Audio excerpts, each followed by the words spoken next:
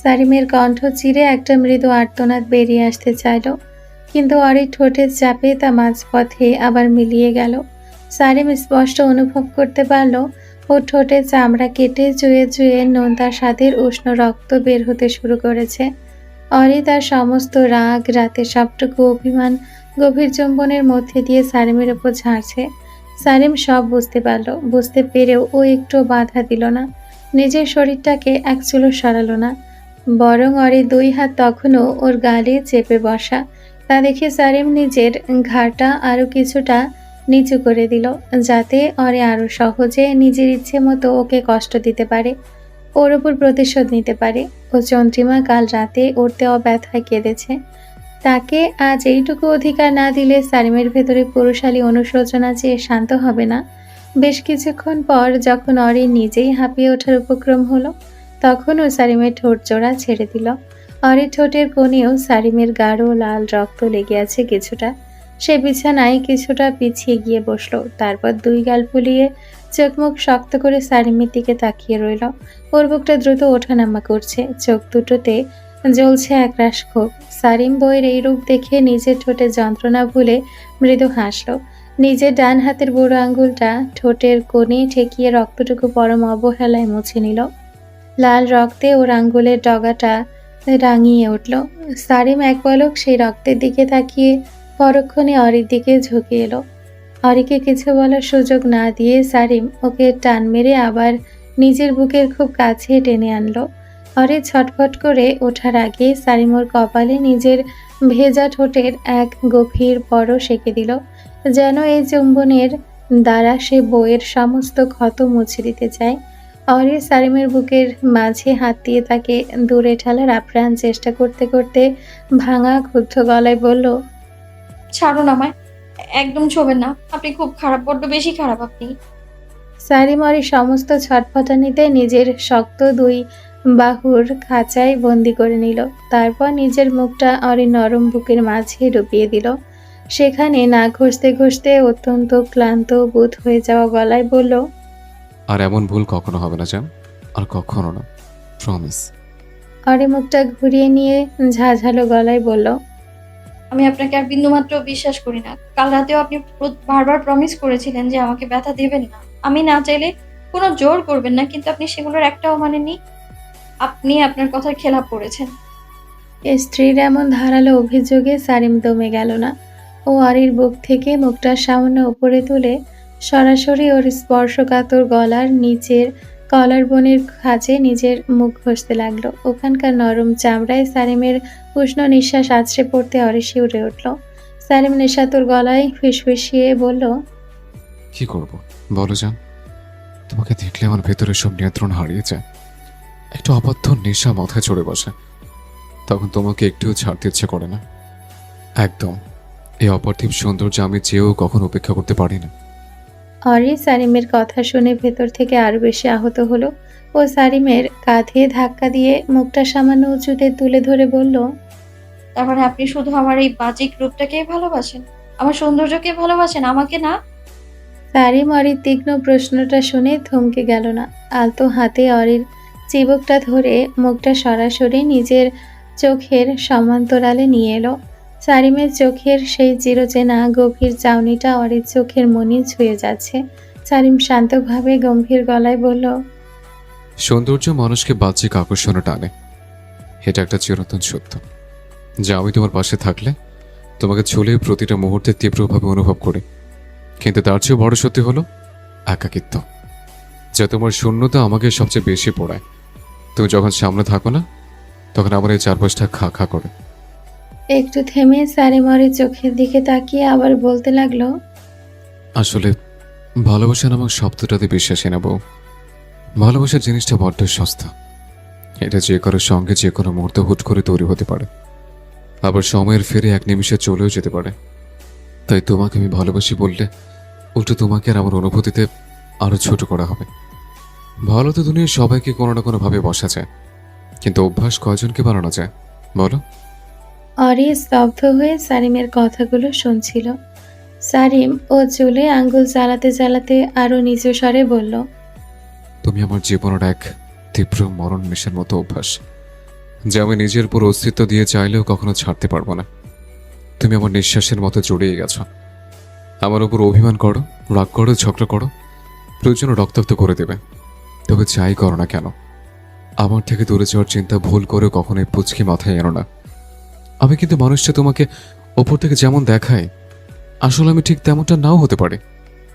অরি সারিমের নাকের ডগায় আলতো করে নিজের আঙ্গুল ছুঁয়ে দিয়ে বলল, আপনি নিজের ভেতর কি লুকিয়ে রেখেছেন শুনি? আপনি কি কোনো রাক্ষস নাকি? সারিম অরির মুখটার দিকে পলকহীন চোখে তাকিয়ে রইল। ওর গম্ভীর চাউনিতে কৌতুক ছিল না, অত্যন্ত শান্ত গলায় জবাব দিল, প্রয়োজন পড়লে আমি রাক্ষস থেকেও হাজার গুণ বেশি ভয়ানক হিংস্র হতে পারি চন্দ্রিমা। কিন্তু তোমার জন্য আমি সারা জীবন একটা নিরীহ বিড়াল হয়েই থাকতে চাই। অরি সারিমের সহজ স্বীকারোক্তি শুনে মনে মনে এক অদ্ভুত ভালো লাগায় শিউরে উঠল। নিজে 2 হাত বাড়িয়ে সারিমের চওড়া গলাটা শক্ত করে জড়িয়ে ধরল। ওর বুকের সাথে নিজেকে লেপ্টে দিয়ে কিছুটা দুষ্টুমির সুরে বলল, কিন্তু আমি যতটুকু জানি বিড়াল তার মালিককে খুব ভয় পায়, তো আপনিও আমাকে ঠিক ওভাবেই ভয় পান বুঝি? সারিম অরির চুলে নিজের মুখটা ডুবিয়ে দিয়ে একটা দীর্ঘশ্বাস ছাড়ল। কোনো দ্বিধা না রেখে সরাসরি বলে ফেলল। যদি বলি হ্যাঁ পাই। অরি বেশ অবাক হলো। ও সারিমের বুক থেকে মাথাটা সামান্য তুলে সারিমের চোখের দিকে তাকিয়ে কৌতূহলী গলায় জিজ্ঞেস করলো, কেন ভয় পান? আমায় নিয়ে কিসের জন্য এত ভয় আপনার? সারিম অরির চোখের মণি দুটোর দিকে তাকালো, যেখানে এই মুহূর্তে কেবলই সারিমের প্রতিচ্ছবি ভেসে উঠছে। সারিম অত্যন্ত ভারী কণ্ঠে গাঢ় গলায় বলল, তবে কি হারানোর ভয়? এই একটা ভয় আমার পুরো অস্তিত্বকে কাঁপিয়ে দেয়। অরি সারিমের কথা শুনে মৃদু হেসে ওর বুকে নিজের কপালটা ঠেকিয়ে বলল, ধুর, আমি আবার আপনার কাছ থেকে কোথায় হারিয়ে যাব? আমি তো আপনার কাছেই আছি। সারিম অরির পিঠে নিজের হাতের বাঁধনটা আরো শক্ত নিশ্ছিদ্র করে তুলল। কণ্ঠস্বর হুট করে একদম বদলে গেল। না হারানোই তোমার জন্য ভালো, কারণ তুমি হারাতে চাইলেও আমার হাত থেকে কখনো নিজেকে ছাড়াতে পারবে না। এই মৃধা আপনার সারিম যতদিন বেঁচে আছে ততদিন তো নয়, কিন্তু সারিমের কথার মাঝখানে হুট করে এই কিন্তু শব্দটা শুনে অর একটু দমে গেল। ও উপরের দিকে তাকিয়ে ভ্রুকুচকে জিজ্ঞেস করলো, কিন্তু কি? সারিমারের চোখের দিকে এক দৃষ্টিতে তাকিয়ে থেকে অত্যন্ত ধীর শীতল গলায় বলল, কিন্তু আমি যদি কখনো কোনো কারণে মরেও যাই, তখন তোমাকে এই পৃথিবীতে মরতে হবে। আমি বিহীন, আমাকে ছেড়ে এই পৃথিবীতে তোমার বেঁচে থাকার বিন্দুমাত্র কোনো অধিকার নেই। আমার মৃত্যুর সাথে সাথে তোমার জীবনের আলোও নিভে যাবে। সারিমের মুখে এমন ভয়ঙ্কর কথা শুনে অরির বুকের ভেতরটা এক অজানা আশঙ্কায় ধক করে উঠল। ও নিজের ভয়টাকে আড়াল করার জন্য কিছুটা জোর করে হেসে বলল, কিসব উদ্ভট কথাবার্তা বলছেন আপনি সকাল সকাল?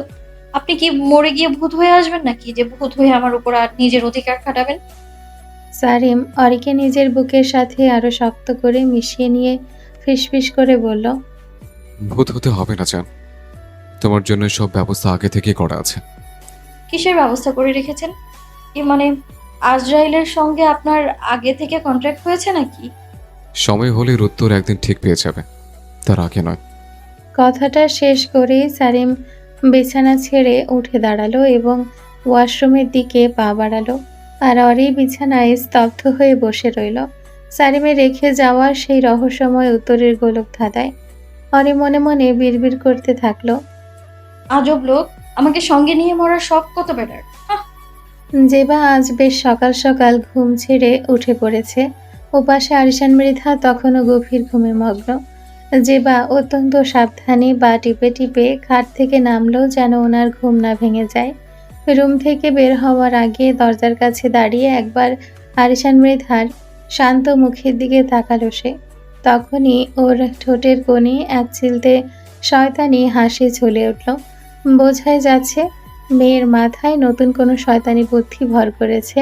রাতের সেই বিষাদিনী মন যেন আকাশের রোদের সাথে সাথে এক নতুন জেদে রূপ নিয়েছে।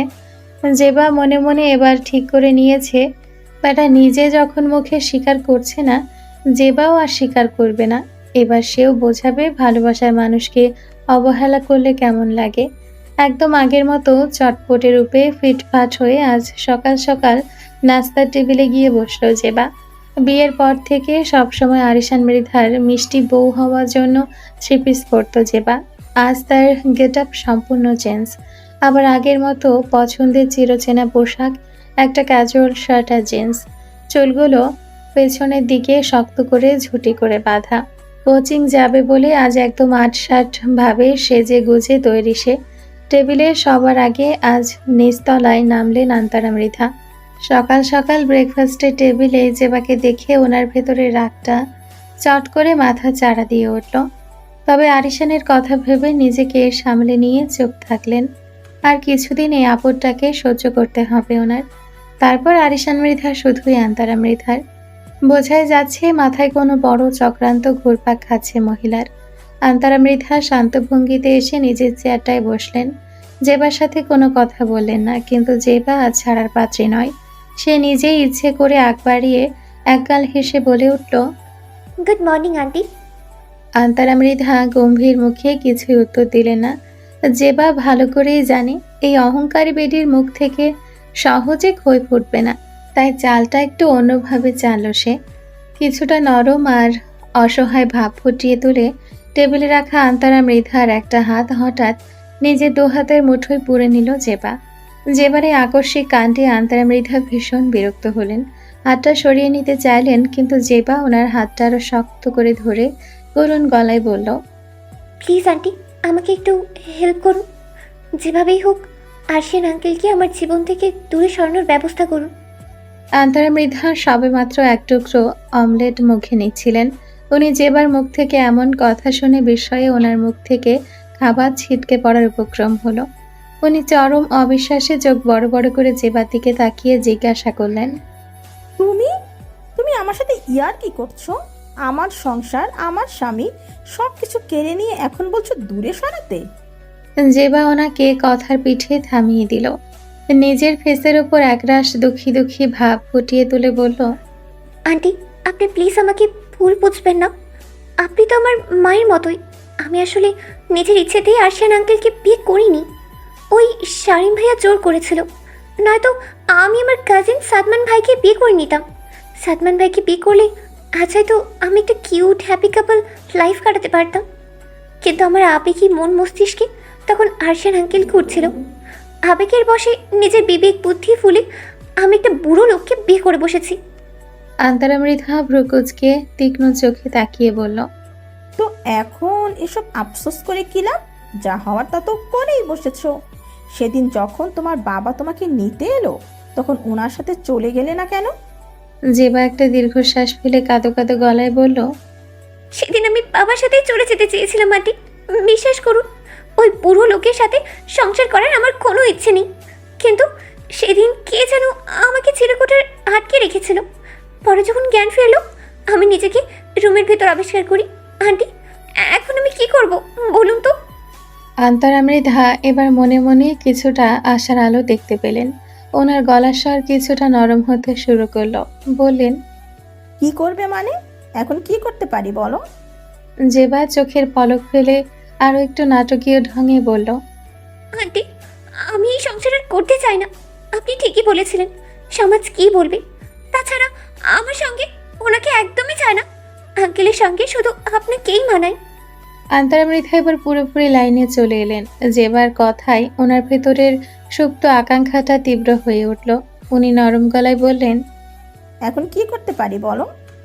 জেবা বুঝলো পাখি এবার খাঁচায় ঢুকেছে। সে আরো একটু দুঃখী ভাব এনে ফিসফিস করে বলল, আপনি যেভাবেই হোক আমাদের দুজনের ডিভোর্সের ব্যবস্থাটা করিয়ে দিন আন্টি। তবে হ্যাঁ, আমি যে আপনাকে এসব বলছি, এগুলো আবার ওনাকে বলতে চেন না যেন। আন্তারা মৃধা অবাক হয়ে জিজ্ঞেস করলেন, কেন? তোমার নাম নিলে কি এমন সমস্যা হবে? জেবা এবার কপালে হাত দিয়ে আমতা আমতা করতে লাগলো, যেন ভীষণ ভয় পেয়েছে এমন ভান করে বলল, আসলে আন্টি, কি করে যে বলি আপনাকে। আন্তারা মৃধা অধৈর্য হয়ে বললেন। পরিষ্কার করে বলো কি বলতে চাচ্ছ। জেবা এবার একদম মিনমিন স্বরে এদিক ওদিক তাকিয়ে বলল, আঙ্কেল আমার থেকে এমন একটা জিনিস চাইছে, আমি যদি সেটা ওনাকে না দিই তাহলে উনি আমাকে মারবেন বলেছেন। এমনকি আমাকে কোনোদিন ডিভোর্সও নাকি দেবেন না। যেবার এমন করুণ আর কথা শুনে আন্তারা মৃধার মনে একদিকে যেমন দয়া হলো, অন্যদিকে আরিশান জেবার কাছ থেকে কি এমন চাইছে তা জানার কৌতূহল ওনাকে গ্রাস করলো। উনি জেবার হাতটা চেপে ধরে ব্যাকুল হয়ে জিজ্ঞাসা করলেন। আরিশান তোমার কাছ থেকে কি চাচ্ছে যেবা, খোলাসা করে বলো। জেবা ওনার চোখের দিকে তাকিয়ে একদম গম্ভীর মুখে বোম ফাটানোর মতো করে বলল, বাচ্চা। উনি এই বয়সে এসে আমার কাছ থেকে বাচ্চা নিতে চাচ্ছেন আন্টি। কথাটা শোনা মাত্রই আন্তারা মৃধার মাথায় যেন আস্ত আকাশটাই ভেঙে পড়ল। ওনার হাত পা মুহূর্তের মধ্যে ঠান্ডা হয়ে গেল। উনি কখনো কল্পনার আকাশেও ভাবেননি যে আরিশান মৃধা এই বয়সে এসে আবার নতুন করে সন্তান নেওয়ার কথা ভাবতে পারেন। ওনার পুরো সর্বাঙ্গ এক তীব্র হিংসায় জ্বলে পুড়ে খাক হতে লাগলো। সারিমের মতো একজন জোয়ান ছেলে ঘরে থাকতে আরিশান মৃধা এই বয়সে এসে এই পুচকে মেয়ের সাথে বাচ্চা নেওয়ার চিন্তা কিভাবে করতে পারেন? তার মানে কি আরিশান জেবাকে নিজের জীবনের সাথে চিরতরে জড়িয়ে নিতে চায়? আন্তারা মৃধার চোখের সামনে নিজের ভবিষ্যৎ যেন এক নিমিষে অন্ধকার হয়ে যেতে লাগলো। ঠিক সেই মুহূর্তেই সিঁড়ি বেয়ে নিচে নেমে এলেন আরিশান মৃধা। পরনে তার একদম ফর্মাল গেট আপ। নিচে নামতেই চোখ সবার আগে গিয়ে পড়ল ব্রেকফাস্ট টেবিলের দিকে। সেখানে আন্তারা মৃধা জেবাকে এভাবে একসাথে বসে স্বাভাবিক ভঙ্গিতে কথা বলতে দেখে তিনি মুহূর্তের জন্য থমকে গেলেন। নিজের চোখকে যেন বিশ্বাস করতে পারছেন না তিনি। মনে হলো তিনি এমন কিছু অবাস্তব দৃশ্য দেখে ফেলেছেন যা কোনো দিনই ঘটার কথা ছিল না। আরিশান মৃধা ধীর পায়ে নিচে নেমে এসে জেবার ঠিক পাশের চেয়ারটা টেনে বসে পড়লেন, কিন্তু জেবা ওনাকে দেখেও না দেখার ভান করল। সে আরিশানকে সম্পূর্ণ উপেক্ষা করে সরাসরি আন্তারা মৃধার উদ্দেশ্যে বলে উঠল, আন্টি, আপনি প্লিজ একটু আমার এই চেয়ারটাতে এসে বসবেন। আমার ঠিক এখানে বসতে কেমন যেন অসুবিধা হচ্ছে। জেবার মুখে এমন কথা শুনে আন্তারা মৃধার মুখে এক উৎফুল্ল ফুটে উঠল। তিনি বেশ হাসি মুখে নিজের চেয়ার ছেড়ে উঠে গিয়ে আরিশান মৃধার একদম পাশের চেয়ারটায় জাঁকিয়ে বসলেন। আর জেবা সানন্দে উঠে গিয়ে আন্তারা মৃধার খালি হওয়া চেয়ারটায় বসে পড়ল। জেবার এই কাণ্ড দেখে আরিশান মৃধা মনে মনে চরম ক্ষুব্ধ হলেন। কপাল কুঁচকে গেল ওনার। খুব ভালো করেই বুঝতে পারছেন এই ধড়িবাজ মেয়েটা গতরাতের প্রতিশোধ নিতে এই নাটকটা করছে। এদিকে আন্তারা মৃধা তো যেবার আগের বাচ্চা নেওয়ার কথা শুনে এমনিতেই ভেতরে ভেতরে জ্বলছিলেন, তবে আরিশান মৃধাকে পাশে পেয়ে তিনি নিজেকে জাহির করার জন্য এটা সেটা এগিয়ে দিতে লাগলেন। আরিশান মৃধার কাছে ওনার এই অতিরিক্ত আদিক্ষেতা ভীষণ বিরক্তিকর লাগছিল। জেবা ওনার এই অবস্থা দেখে মনে মনে এক চিলতে মিচকা হাসি হাসতে লাগলো। আরিশান মৃধা শেষ পর্যন্ত বিরক্ত হয়ে আন্তারা মৃধাকে থামিয়ে দিয়ে গম্ভীর গলায় বললেন উনি নিজে নিজের খাবার নিতে পারবেন। আরিশানের এমন রুক্ষ আচরণে আন্তারা মৃধা আর কিছু বলার সাহস পেলেন না, চুপ করে গেলেন। ওদিকে জেবা ভাবলো চালটা আরো একটু পাকা করা যাক। আরিশান মৃধা আর আন্তারা মৃধাকে কিছু প্রাইভেট সময় দেওয়ার জন্য সে তড়িঘড়ি করে নিজের খাবার ছেড়ে উঠে দাঁড়ালো। ব্যাগ নিয়ে হাঁটা ধরল দরজার দিকে। জেবাকে এভাবে চলে যেতে দেখে আরিশান মৃধা তৎক্ষণাৎ ডাক দিয়ে উঠলেন। কোথায় যাচ্ছ? জেবা কিছু বলার আগেই আন্তারা মৃধা মাঝখান থেকে ফোড়ন কেটে বললেন, আহা, ওকে যেতে দাও আরিশান, ওর কোচিংয়ে দেরি হয়ে যাচ্ছে তো। আরিশান মৃধা আন্তারার কথায় কান না দিয়ে জেবার পায়ে নখ থেকে মাথার চুল পর্যন্ত এক পলক দেখে নিলেন। বিয়ের আগে জেবাকে এই সব পোশাকে দেখলে ওনার মনে কোনো বিকার হতো না, কিন্তু বিয়ের পর কেন জানি এই পুচকে মেয়েটাকে ওই ৮-৭ পোশাকগুলোতে ওনার সহ্যই হচ্ছে না। এক তীব্র অধিকার বোধ আর অসন্তোষ ওনাকে গ্রাস করলো। তিনি আর কাউকে কিছু বলার সুযোগই দিলেন না। খাবার টেবিল ছেড়ে এক ঝটকায় উঠে দাঁড়ালেন। জেবা কিছু বুঝে ওঠার আগে আরিশান মৃধা শক্ত হাতে জেবার কবজি চেপে ধরলেন এবং প্রায় টানতে টানতে হড়হড় করে বাড়ির বাইরে নিয়ে এলেন। পাশ থেকে আন্তারা মৃধা আটকাতে চেয়েও আরিশান মৃধার ভয়ে চুপ রইলেন। আরিশান মৃধা জেবাকে জোর করে গাড়ির ভেতর বসিয়ে দিয়ে নিজে ধপ করে ড্রাইভিং সিটে বসে পড়লেন। জেবা হাঁপাতে হাঁপাতে কিছু বলতে চাইল, কিন্তু আরিশান মৃধা ওকে কোনো সুযোগই দিল না। ফুল স্পিডে গাড়ি স্টার্ট দিলেন। বর্ষা কপালে রাগের চোটে রগগুলো ফুলে ফেঁপে উঠেছে। এই মেয়েটার এমন প্রকাশ্য অবাধ্যতা তিনি কোনোভাবেই মেনে নিতে পারছেন না। কিছুক্ষণের মধ্যে গাড়ি এসে থামল বিশাল মলের সামনে। আরশান মৃধা গাড়ি থেকে নেমে জেবাকে প্রায় টানতে টানতে নামিয়ে মলের ভেতরে একটা বিশাল হলের মতো শোরুমে ঢুকে গেলেন। পুরো হলটা আগে থেকেই কেমন যেন ফাঁকা ছিল, কোনো কাস্টমার নেই। আরশান জেবার হাত ধরে টেনে হিচড়ে একদম পেছনের একটা কর্নারে নিয়ে গেলেন, যেখানে সারি সারি এক ঝাঁক বোরকা ঝুলছিল। আরশান মৃধা জেবাকে একটা ট্রায়াল রুমের ভেতরে ধাক্কা দিয়ে ঢুকিয়ে দিলেন। তারপর পাশ থেকে একটা কালো বোরকা টেনে নিয়ে জেবাকে জোর করে সেটা পরিয়ে দিতে লাগলেন। জেবা হাত পা ছুড়ে বাধা দেওয়ার চেষ্টা করলেও ওনার শক্তির কাছে পারল না। এরপর একটা নিকাবের মতো মুখোশ স্টাইলের স্কার্ফ দিয়ে জেবার পুরো মুখ ঢেকে দিলেন, এমনকি জোর করে হাতে পায়ে মোজা পরিয়ে দিলেন। মুহূর্তে জেবার সারা শরীরের মধ্যে শুধু তার ওই ডাগর ডাগর চোখ দুটোই বাইরে থেকে দেখা যাচ্ছিল। জেবাকে এই রূপে দেখে আরশান মৃধা সন্তুষ্ট হলেন। জেবাকে নিয়ে ট্রায়াল রুম থেকে বের হয়ে এসে ডাকলেন একজন সেলস গার্লসকে। একদম হুকুমের সুরে বললেন, এই হলের মধ্যে যতগুলো বোরকা আর নিকাব আছে সব কটা প্যাক করো। জেবা বোকার মতো তাকিয়ে আছে। বোরকার আড়াল থেকে হা হয়ে গেল। এবারটা করছেটা কি? পুরো মলের বোরখা ও কেন? ওর বাপ দাদা 14 গোষ্ঠীর আমলের মহিলারা মিলে উপরে শেষ করতে পারত কিনা সন্দেহ। এদিকে দেশের মন্ত্রীর আদেশ বলে কথা, সেই সেলস গার্ল আরও কয়েকজন স্টাফকে ডেকে ঝটপট সব বোরকা প্যাক করে ফেলল। আরিশান মৃধা বিল মিটিয়ে ওগুলো সরাসরি ওনাদের বাড়িতে ডেলিভারি করার নির্দেশ দিলেন। এরপর একদম স্বাভাবিক ভঙ্গিতে যেন কিছুই হয়নি এমন ভাব করে এক হাতে নিজের ফোন স্ক্রল করতে করতে অন্য হাত দিয়ে জেবার হাতটা শক্ত করে ধরে হল থেকে বের হয়ে এলেন তিনি। আশেপাশের মানুষজন স্বরাষ্ট্রমন্ত্রীকে এভাবে এক বোরকাওয়ালি মেয়ের হাত ধরে টানতে দেখে অবাক হয়ে তাকিয়ে রইল। কিন্তু সেসবে আরিশান মৃধার কোনো পাত্তা নেই। এদিকে বেচারি জেবার মাথা তো রাগে ক্ষোভে ভনভন করছে। নিজের উপর নিজেরই এখন চরম তাচ্ছিল্য হচ্ছে। কি এক পাগলা ব্যাটাকে সে ভালোবেসে বিয়ে করলো, মুখে বউ বলে স্বীকার করবে না, অথচ অধিকার খাটানোর বেলায় একেবারে 16 আনা পার করে বসে আছে। জেবা মনে মনে বিড়বিড় করলো, আগে যদি জানতাম এই বুড়ো খবিশ এমন সাইকো, তবে ছ্যাঁকা খেয়ে পুরো ব্যাকা হয়ে বসে থাকতাম, তাও এমন ব্যাটাকে বিয়ে করতাম না। আরশান মৃধা জেবাকে নিয়ে পুনরায় গাড়িতে ফিরে এলেন। জেবা এবার আর ওনার দিকে তাকালোই না, একদম চুপচাপ জানালার দিকে মুখ ঘুরিয়ে বসে রইল।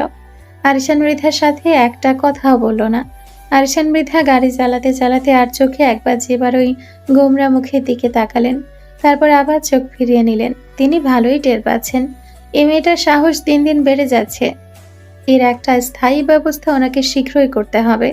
এভাবে চলতে থাকলে এই চটপটে মেয়েটা আবার কোনোদিন না জানি অন্য কোনো ছেলের ফাঁদে পড়ে ওনাকে ছেড়ে ভেগে যাবে।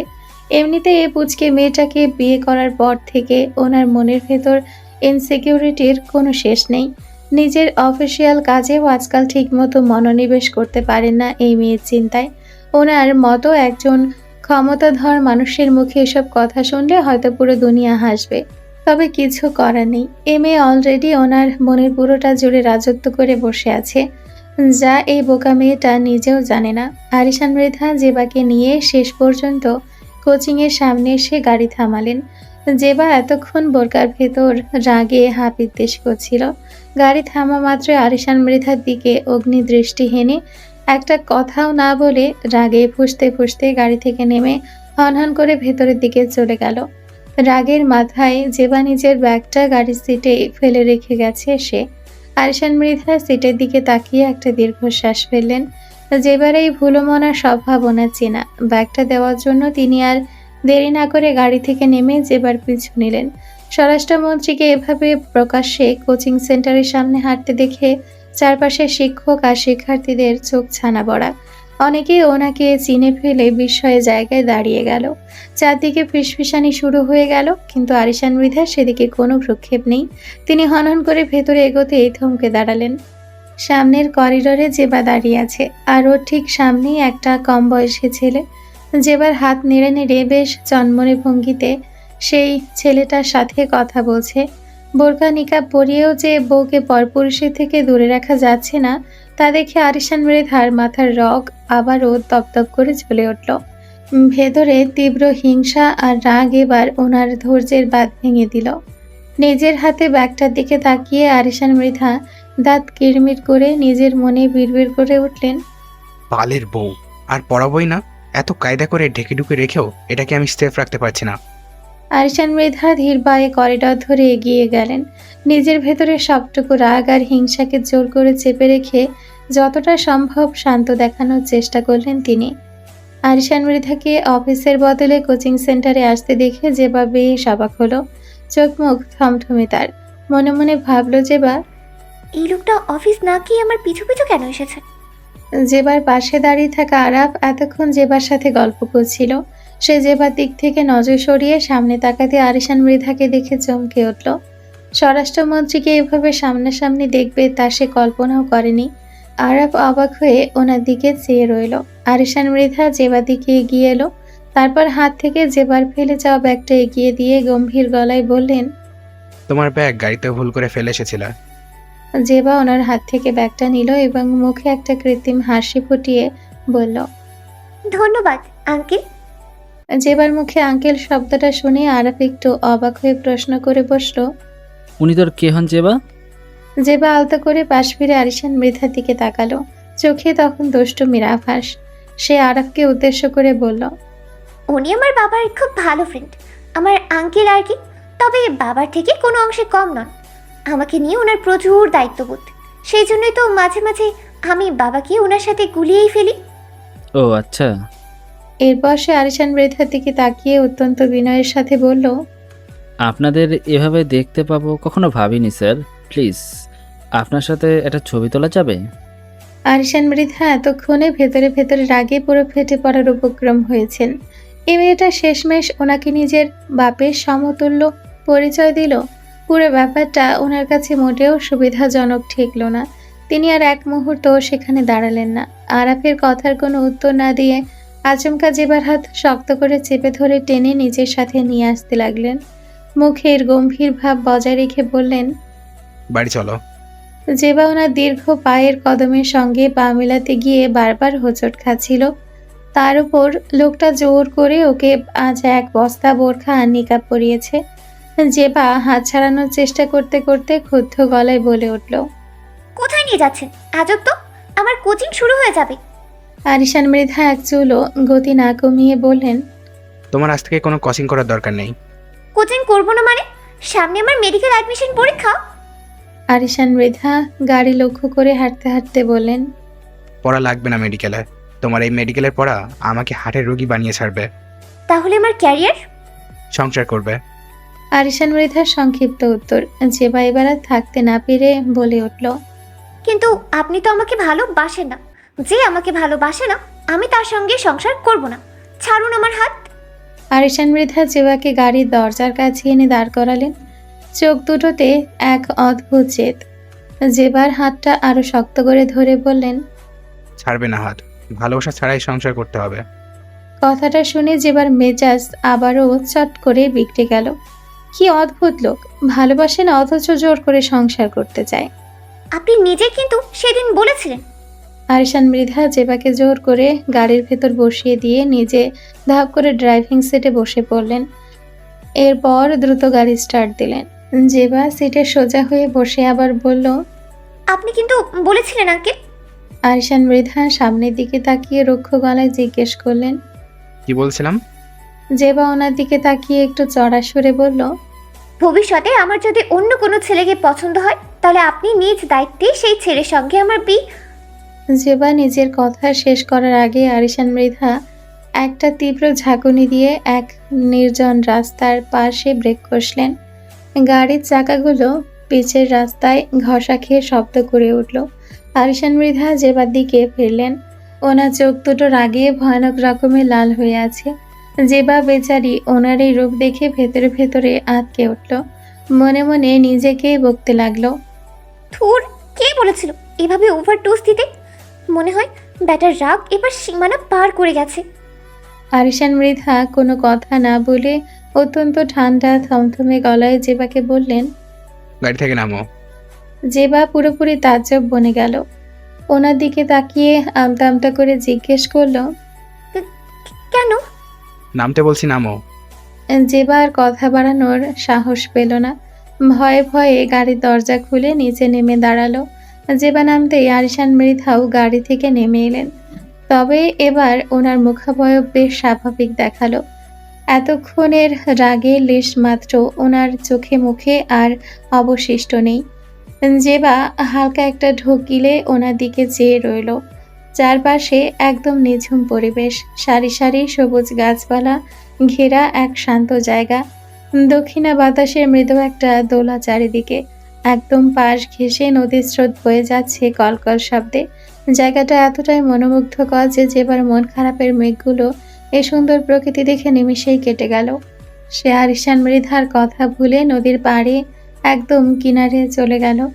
বাতাসে যেবার ঢিলে ঢালা বোরখাটা দোল খাচ্ছিল, সে গাউনের মতো করে বোরখাটার ঘের উঁচুতে তুলে ধরে মনের আনন্দে গোল হয়ে ঘুরতে থাকলো।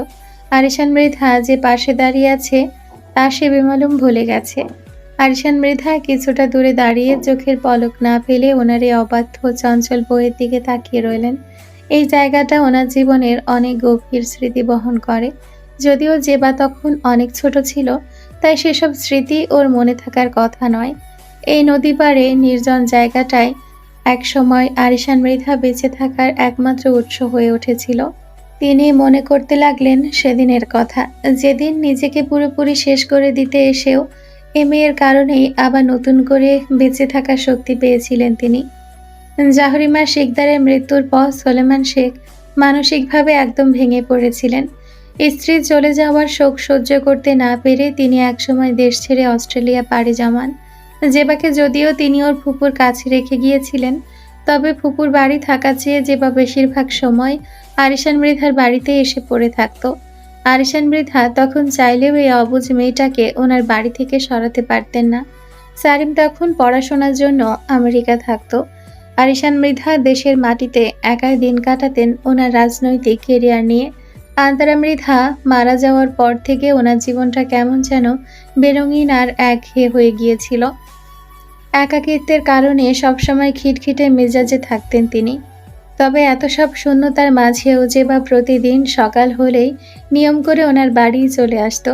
পুচকে মেয়েটা এ বাড়িতে কার টানে আসতো তা কেউ জানতো না, তবে বাচ্চার স্বভাব অনুযায়ী আরিশান মৃধাও ঠিকই জানতেন। দিন শেষে বাড়ি ফিরে দেখলেই এই মেয়েটা ওনার আশায় দরজায় দাঁড়িয়ে আছে। আরিশান মৃধাও শত ব্যস্ততা আর মানসিক কষ্টের মাঝে যেবার জন্য প্রতিদিন চকলেট কিনতে একদম ভুল করতেন না। জেবাও সবসময় আরিশান মৃধার হাতে সেই চকলেটের আশায় পথ চেয়ে বসে থাকতো। ধীরে ধীরে আরিশান মৃধার একাকী জীবনে জেবা একটা বড় অংশ হয়ে উঠতে থাকে। তিনি জেবাকে নিজের সন্তানের মতোই স্নেহ করতেন। জেবা কত রকমের বায়না ধরতো আর ওনার হাত ধরে এদিক সেদিক ঘুরে বেড়াতো। ছোট্ট জেবা ফুপুর বাড়ি থাকলেও সেখানে একাকিত্বে ওর মন টিকত না। সাদমান তখন মেডিকেল পড়ে, পড়াশোনায় ঘাটতি না হওয়ার জন্য হস্টেলে থাকতো সে। আর সারাদিন স্কুল কোচিং নিয়ে ব্যস্ত। জেবাকে সময় দেওয়ার মতো তখন কেউ ছিল না। আঞ্জুমান বেগম নিজের সংসারের কাজে ব্যস্ত থাকতেন। জেবা ভীষণ মনমরা হয়ে সেই বাড়িতে থাকলো। ওকে সময় দেওয়ার মতো কারো কাছে সময় থাকতো না। একাকিত্ব আর একঘেয়ে জীবনের মাঝে আরিশান মৃধাকে ওর সকল আবদার পূরণ করতে দেখে ছোট্ট জেবা এক অদ্ভুত আনন্দে উৎফুল্ল হয়ে থাকতো। সময়টা ছিল আজ থেকে ঠিক 11 বছর আগের। জেবার বয়স তখন ছিল মাত্র 9 বছর।